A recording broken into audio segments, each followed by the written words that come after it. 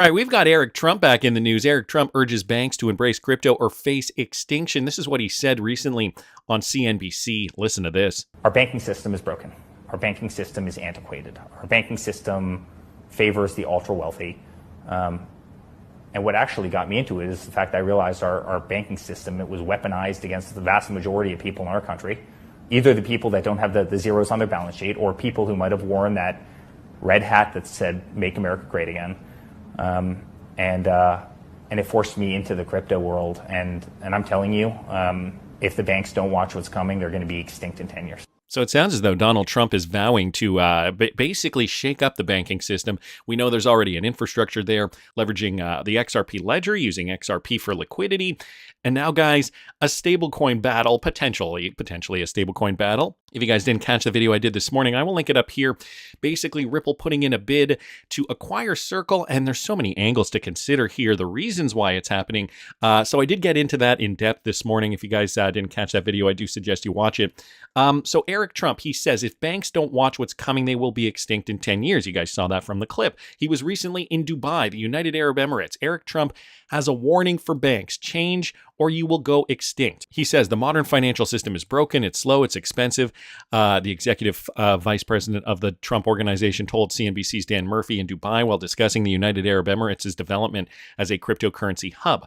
There's nothing that can be done on blockchain that can't be done better than the way current financial institutions are working. And then he says SWIFT is an absolute disaster, okay?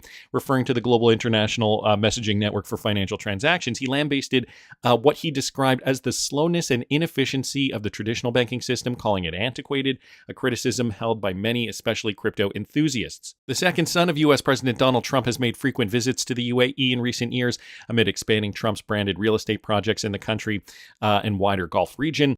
And as the desert sheikdom rapidly becomes the global hub for cryptocurrency. So that is another factor here. They want to become a cryptocurrency hub, the United Arab Emirates, or at least Dubai, within the UAE. And so, they are really looking for great talent. They're opening up, they're expanding. The rest of the world, and I mean, this is not just exclusive to the UAE, the rest of the world is really realizing, this is a new trend. We need to be at the forefront of this.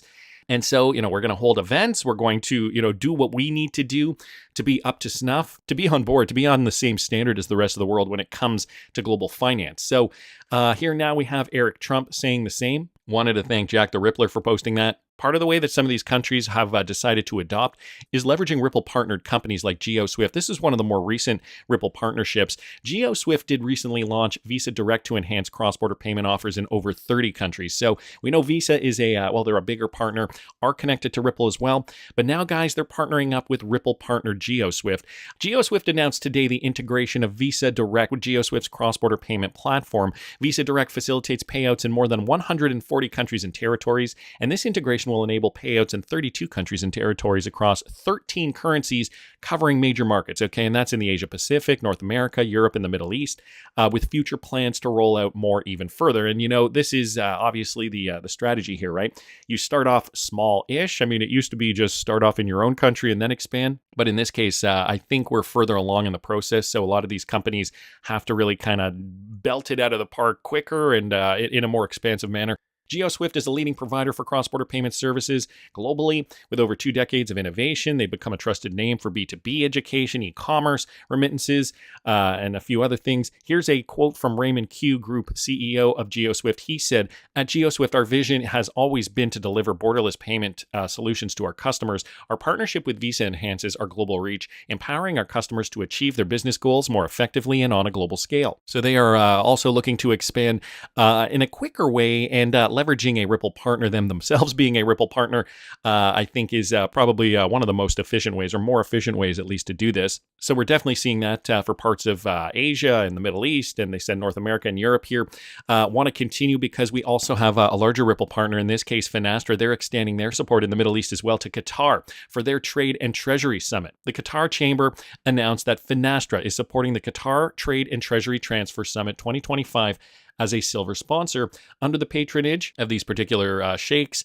Here, this is what is it? Okay, so just talking about the summit here that will be held on May the 7th, organized by Qatar Chamber, the International Chamber of Commerce, and co-organized by Merge Events. The summit convenes leading experts from the GCC and beyond to explore the latest trends in trade, digital banking, and treasury innovation. The event even aims at accelerating digital transformation and fostering innovation in trade finance and payment solutions. And of course, who better to have there than a major Ripple partner, but also a major integration provider for big banks globally. They do a lot of work globally. So, just another instance where we're seeing, these major companies contribute and, being part of some of these major summits around the world. And it's interesting because this is not just for banking integration. This is specifically for treasury.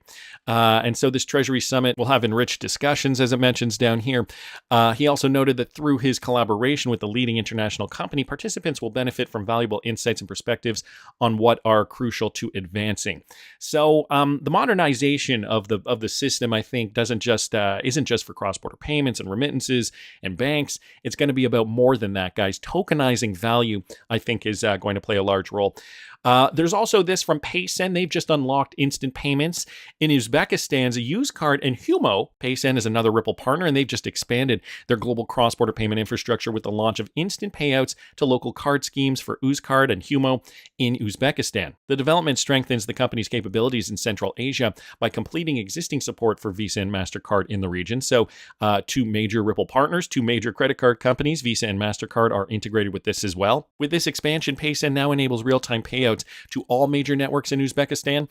This move now opens possibilities for banks, digital wallets, and remittance businesses operating in the country, providing them 24/7 access to real-time foreign exchange rates, transaction status updates, and low-cost transfers through one single API. So a one-stop shop here, making it very easy, seamless for the customer.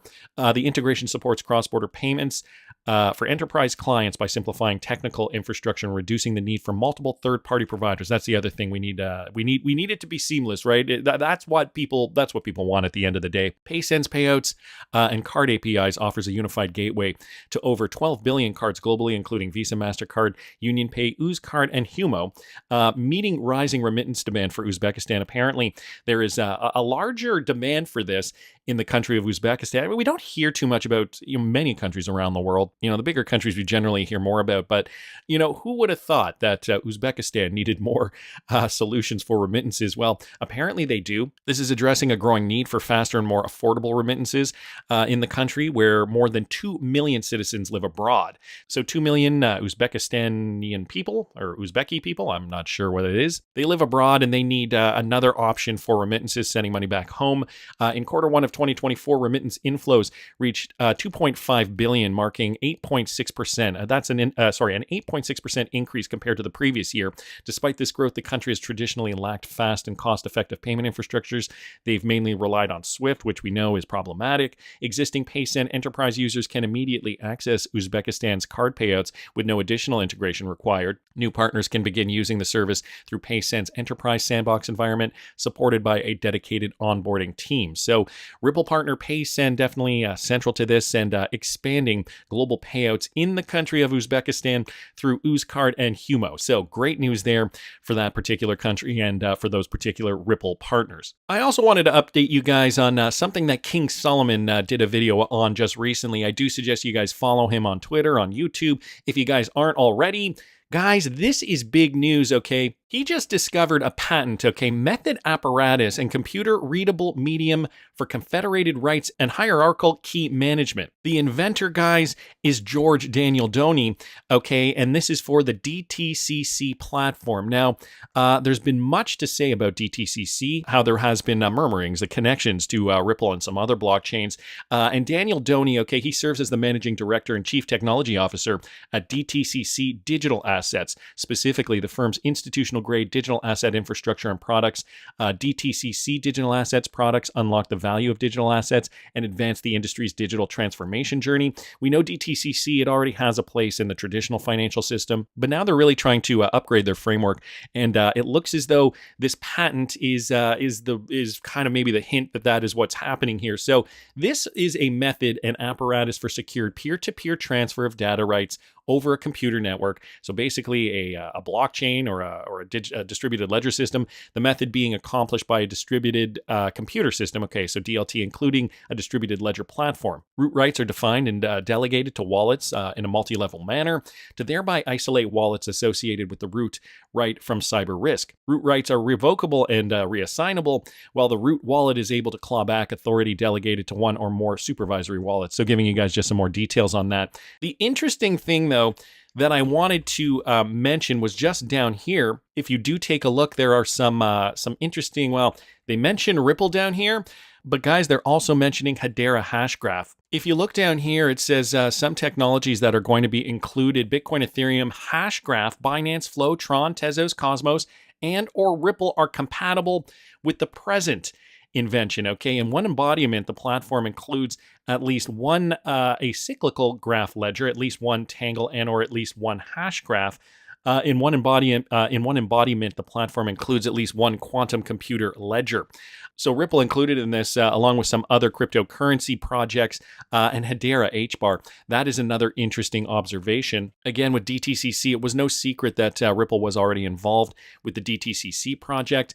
But now you kind of know, I think, we're feeling a little bit more confident in what coins I think are going to represent the lion's share of the value in the future. Again, for more information on what I'm doing, guys, this bull run, because I'm holding more coins this bull run than I was in the last bull run. And, for some, I'm going to be selling for pure profit. For others, I'm going to be keeping. I'm going to be letting my Patreon subscribers know what my XRP targets are and targets for other coins as well, including my legacy portfolio. And for all that information, you can follow me at patreon.com/workingmoneychannel. I thought it was also interesting because I happened to see this as well just yesterday too, and I thought I would bookmark this for today's video. Crypto AI Man did also post this. So speaking of Hedera and HBAR, the World Economic Forum officially confirms that HBAR is going to be part of a global ID system. Listen to this. According to the World Economic Forum, over 1 billion people in the world have no legal identity. But a new app can change all of that. AID Tech. This is the new app that the World Economic Forum is speaking about. They are literally backed by the HBAR Foundation. Right here, as you can tell, Hedera HBAR is backing and is invested in this platform, AID Tech. Literally, right here, the HBAR Foundation and the Solana Foundation and Algorand are all working with this huge project. The World Economic Forum is using this project right here, and this project is also powered by AI. Right here, as you can tell, Hedera HBAR, Brett McDowell, on the official World Economic Forum webpage. They have this whole page just about digital identities, literally, on the World Economic Forum webpage. And if you Google Hedera HBAR and the WEF, digital identity, Google literally will confirm that yes, Hedera and the WEF are collaborating on a digital identity framework with Hedera's technology serving as the foundation for the initiative. So Hedera's technology, the HBAR cryptocurrency, will literally be used to power digital identities for the entire world, and the World Economic Forum is using Hedera HBAR. Officially confirmed, everyone. In this report by the World Economic Forum, titled Advancing Digital Agency, they speak about digital IDs. Now, why is this important? Because in this report, they mention how in the future, digital IDs can literally be placed within your body, literally embedded in your body. They want to put it in your body. They want to put it in your body. In your body, guys. In your body. So it's probably no surprise to you that Hedera, we know Ripple is already a part of the World Economic Forum. That has been, that's old news from a very long time ago. But Hedera, also part of the World Economic Forum, that should probably be no surprise to you. What I found interesting, though, and this is an older paper now from June 2021. I've showed this paper on the channel numerous times. When you take a look through this paper, Cryptocurrencies: A Guide to Getting Started. Again, probably outdated information now, but even at that time, they were talking about these particular cryptocurrencies. Again, this was a World Economic Forum piece that they put out in 2021. Some of the cryptocurrencies that they were identifying were Algorand, Cardano, CELO, XRP, Solana, and Stellar. And if you take a listen to this young gentleman here, Crypto AI Man, he was saying how HBAR is part of this plan along with Solana and Algorand. And so if you take a look at this page here, Algorand has been considered one of those WEF coins for at least 4 years now, along with Solana. We don't see HBAR in this list, so maybe HBAR is one of the latest developments here. And just going back to the DTCC, I guess I should also mention that DTCC, the Depository Trust and Clearinghouse, is also one of the World Economic Forum partners. Guys, it is all connected. I would not put it past the powers that be to seize control, create a new financial system. I know this one is on the rocks and is likely going to collapse, dare I say. We don't know how long it's going to be. We have to just make sure we prepare ourselves, guys. Make sure you keep your cryptocurrency safe. I personally use a Ledger Nano. Don't keep your cryptocurrency on an exchange. I do have an affiliate link in the description of this video. You can use my affiliate if you want. I'm not here to pressure you to use my affiliate or to buy it through me or whatever, but I do want to see, because I've heard it time and time and time again, so many people losing their cryptocurrency and they don't know how they lost it. Keep your cryptocurrency safe, guys, not your keys, not your crypto. But again, that's just my opinion. And for more opinions on where I think this market's going to go, again, follow me at patreon.com/workingmoneychannel. And please subscribe to this channel if you haven't already. Like the video if you like the content I'm providing. I always love hearing your comments. See you in the next one, guys.